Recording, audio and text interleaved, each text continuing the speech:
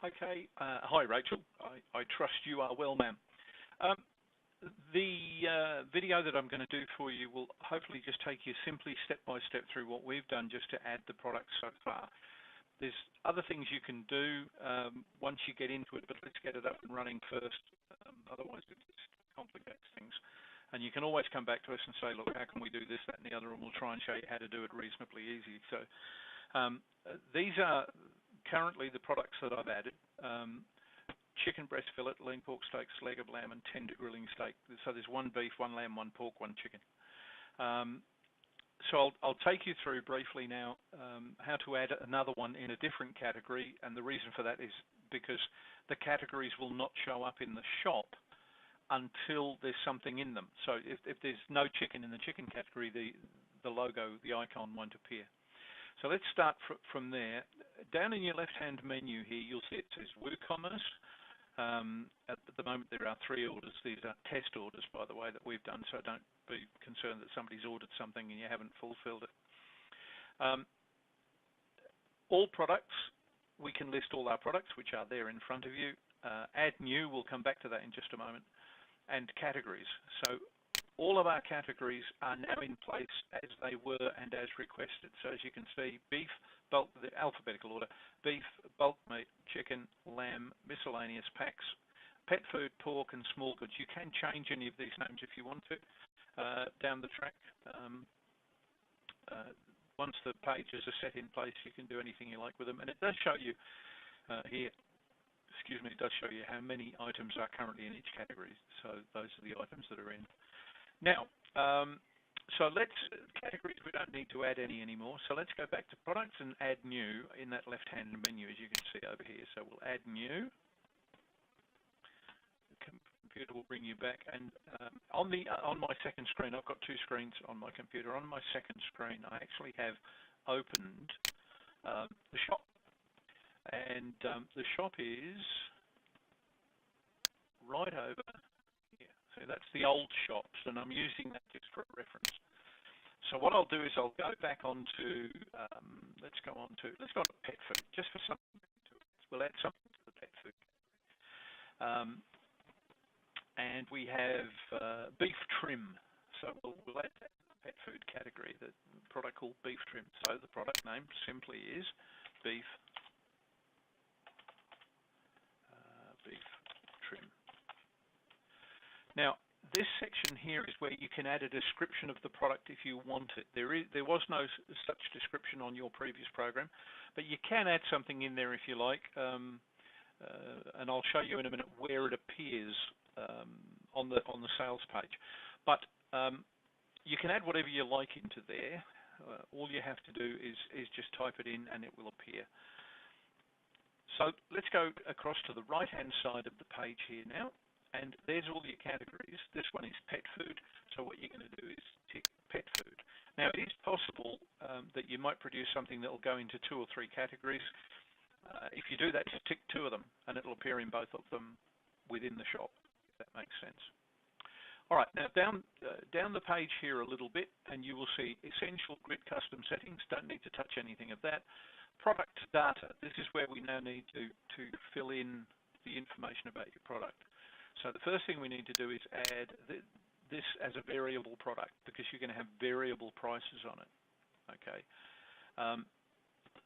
So you've got a variable product. Click that, and it's done. Don't need to add an SKU to it, because I don't think you need SKU. SKUs are what does it stand for again? Stock keeping unit. I wouldn't rely on it to do all this stock keeping for you. It will, they do it very well, but I think you'll do it better by eye. Shipping, we're not too interested in shipping information at this moment in time. Just as a matter of interest, I might just add something here. It says weight per kilo. I'm going to put 1 in there. I just want to see if it comes up somewhere else down the page. If it doesn't, it doesn't matter. Linked products, we're not going to do anything with that, but as I said, you could add to your sales page things like upsells and cross-sells. As I said, let's not worry about that for now. Let's keep it simple. Now we come to attributes. Attributes are the main attribute of the product. So, for example, I'm going to put 2 in here, even though I don't think you have 2. The attributes are how the product is described. So we're going to add an attribute, and that attribute will be the name that you called the product. Ignore all the stuff that's written underneath. They're just people I've dealt with, including, you might see at the bottom there, some guy named Shane Cross. Don't know who he is. It's just the automatic filling system filling stuff in, so just ignore that, please. The name of this product is Hearty and Healthy. Hearty and Healthy. No, it's not. Beef trim. We can just call it beef trim. Hang on. The Hearty and Healthy is a description. Beef trim. There's only one I in trim, isn't there? Good-o. Now, in here under the values, we have to enter some attributes, and this is the reason I want to enter two. The first one we're going to put is per kilo. So this is a description of the size of the attribute. And we'll put in here $11.99. And then you add another one by using what they call the pipe sign. I'll explain that to you in a minute. I'll come back to that. I'll just put it in for now. There's the pipe sign, just a straight up and down line. You would write, so per 500 grams, and we'll make it $6, because I don't know if you sell it that way, but we'll put $6 on it for now. You can always change these things later, obviously. So, you've put those in there. Now the pipe key, just in case you were wondering where the pipe key is on your keyboard, on a normal keyboard, it is right there. Can you see the key where my finger is pointing right there in the middle of the screen now? The one with the slash on it. Yeah, right above it. So it's a case of holding the shift key down and hitting it to get that. Where that would be on your keyboard, on your iPad, I don't know, but you need to find that. That's the one, but you've got to use that symbol. You can't use a slash to separate them. So let's come back to where we were, which was this one here. We also are going to say that these two that we've just put in, the values, are going to be used for variations, so you tick that one, and then you save the attributes. Bit confusing because you haven't seen it before, but honestly, not too out of the ordinary. Now, variations, these are the variations of the product that we're going to sell. So, for example, kilo and half kilo in this case. If you had more of those, by the way, variations, you would put another pipe in and put the third one in, another pipe in and put the fourth one in. So if you had all different sizes for those products, you could just keep adding them on. Now we're going to add a variation. Now, because of the way we're doing this, we can cheat a little bit. Each of these products is only going to have 1, 2, or 3 variations. So if you put in here, create variations from all attributes, and say go, a little sign will come up at the top and say, are you sure you want to link all variations? This will create a new variation for each and every possible combination. Right? Now, for you, that could be an issue if you had a pair of, I don't know, a butcher's jacket that comes in checked, red, green, blue, 5 different sizes, and summer and winter weights. It would actually create attributes for each one of those in combination. It doesn't do it that way for just 2 products like that. So you can ignore that and just say, okay. And it says 2 variations added. You say, okay again. And there's your 2 variations. So now we have 2 variations. One is the kilo, one is the half kilo. Over here on the right-hand side, you are going to open a Dropbox. And now you need to just fill in some simple information. The first one is the regular price. Well, you've already got that there, $11.99. You don't need to add the $. Is it in stock? Yes, but if you click on that, you can put it out of stock or back order, but in stock for now. The weight of that is 1 kilo. And that's all you have to add. That one's done. If you go to the next one and drop it, you're going to say variation price required, $6. In stock, the weight is 0.5, and you're going to save the changes.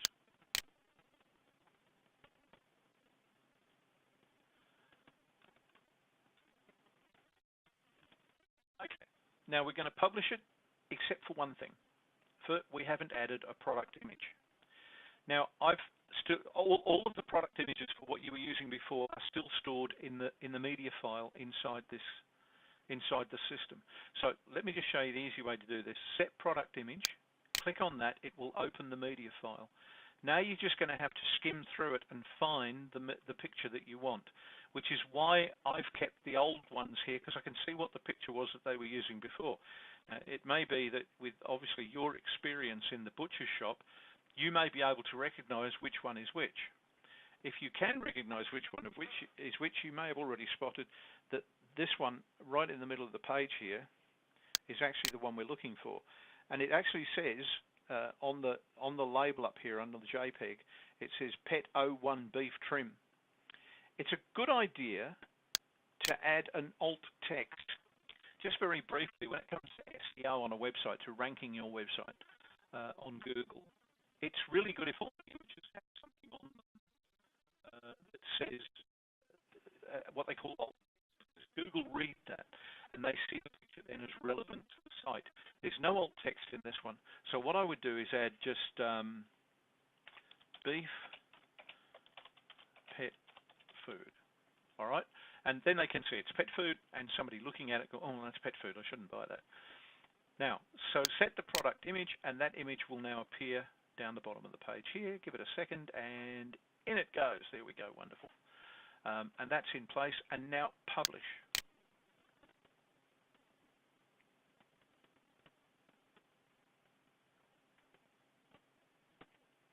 And once that one is published, you can move on to the next one and add the next one. But just to show you what we did, the first thing I will do is, I know what I have to do. The one thing I didn't do when I was doing setting this up for you, just let me, oh no I don't, because I've got 4 already, so that's all right. I'll go back to the alt products just to show you what I was talking about. That'll confuse you if I go both ways. You might notice down this right-hand column here, there's a number of blue stars. Now, on the front page, you might remember we used to have a featured product and a sale product. Okay, and there they are. There's your front page. We used to have 2. We've now got 4. Obviously, you can see this just needs to be straightened up a little, and we'll organize that. The reason this one is slightly lower is because it has 3 attributes where the others only have 2, and it's pushing that line down. We can always cut the leg of lamb out and put something else in there if we want to. In fact, I'll show you how we do that in a minute. But at this point, that's the reason it's just a bit lower, because it's a bigger piece of information to fit into the square.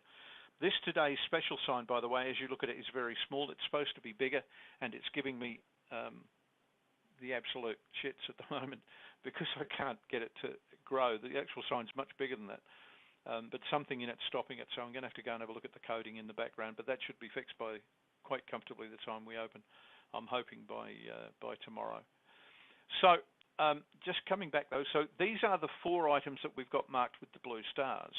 And in fact, if I come back into here now and I put the beef trim in there as a special item, and I take the leg of lamb out, because as I said, it's the one with 3 bits in it, and then I go back to the front page and refresh the page, so as if somebody was opening it for the first time, you'll see the lamb is gone. You'll see that the beef trim is now in here on the left-hand side.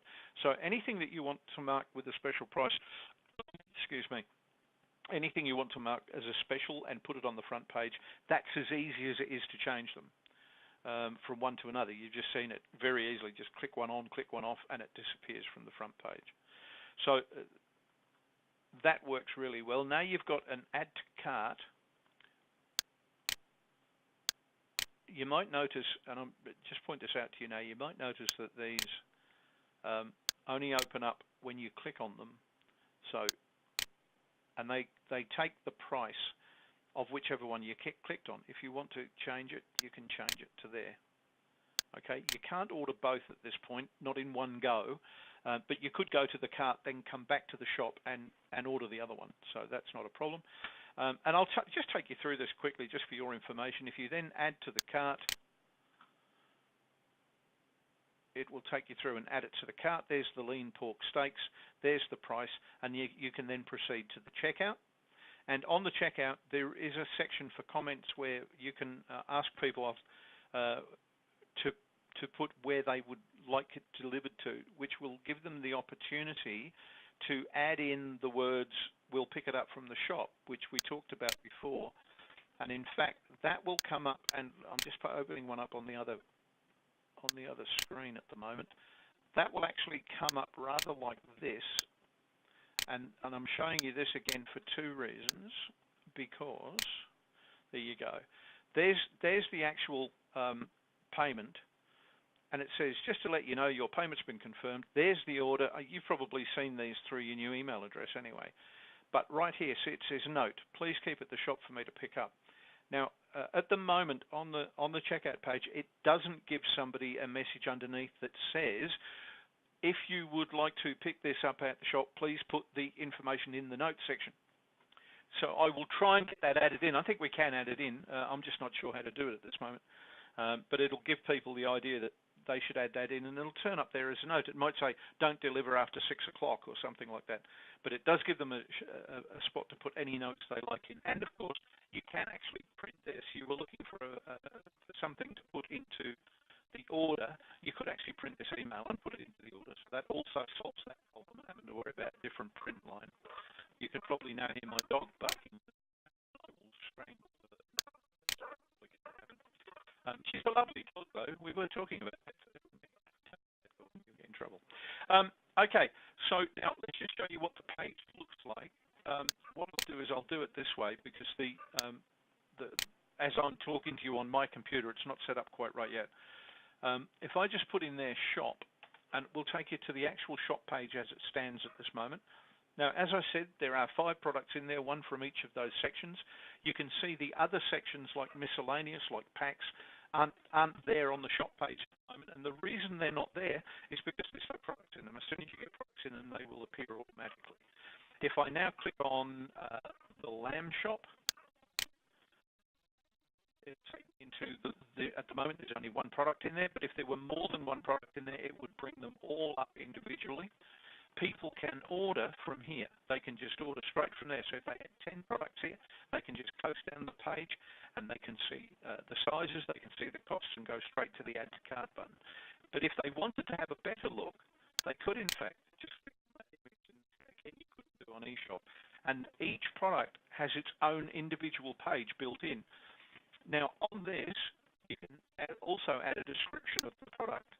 And on this description, you can see it says, "This is my test text for the leg of lamb."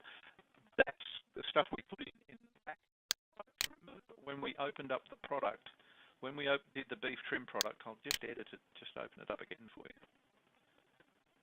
I said you can add any information you like into this section at the top here, and it will come up in the description. So there's the description, and it will also bring up information here about your additional information about your product itself. But that's not relevant to you at the moment. But you can add some description in here as to, this leg only came from the left-hand side of sheep that were born in the right-hand side of the paddock out back, if you want to. So let's go back to the shop. I'll just use the back button to get back there. It's the easiest way to see. So all your products are all your lamb products, and they are all your shop products. And the home page link, which it doesn't at the moment, but it will by the end of the night, in the images here, the Shop Now button will take you to that shop button, so that people can just get here, and if they don't like food specials, so they can just do Shop Now, and it'll take you to the shop page, which we were just looking at. So it all works for you. If you have any further questions, obviously give me a call anytime, and you can now start into